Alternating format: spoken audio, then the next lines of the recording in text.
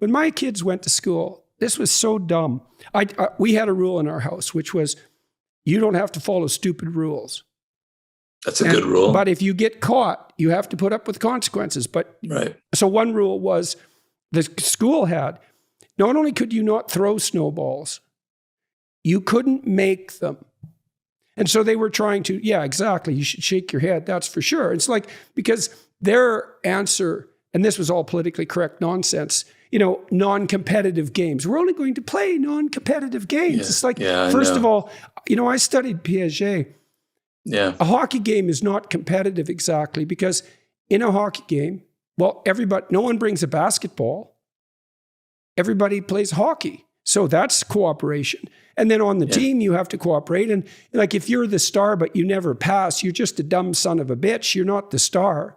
And so there's tremendous amount of cooperation in all those competitive games. They're integrated. And this idea that, you make children better by not allowing them to be competitive. It's disgusting. It is. Well, that's the Freudian devouring mother, right? That's, everyone's safe and no one's going to ever hurt anyone. And that's kind of where a lot of young people are, they enter the world where they've been coddled, where they think that there are no winners, that everyone is, it's just win-win situations. And that's where they get really shocked by the realities of the world. So all this coddling and this idea that there doesn't have to be a winner. We don't have to get prizes for first place. Everybody should get a prize. All you're doing is setting your children up for massive, shocks when they enter the world and they see that it's not like that.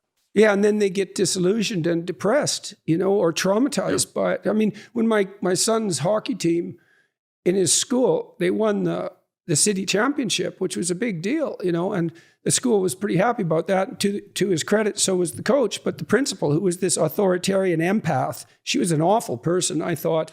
Authoritarian empath. That's interesting. Yeah, well, yeah. She used moral virtue as a club. Yeah. Oh, no, it was, well, there's plenty of those people around. And she said, well, really, today we're all winners.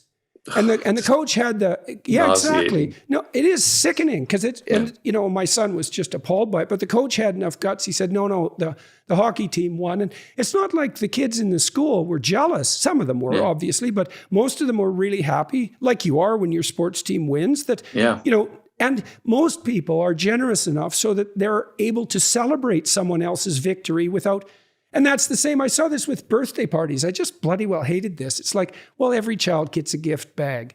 It's like, no, they have their damn birthday. Every child doesn't need a damn gift bag. And this same naive, treacly, and it's authoritarian too, because it imposes this kind of view of the world. It's like, no, it's this kid's day to be special. That's why we're celebrating this kid. The rest of them, if they can't take that, it's like, there's something wrong with the way that they've been treated and attended to.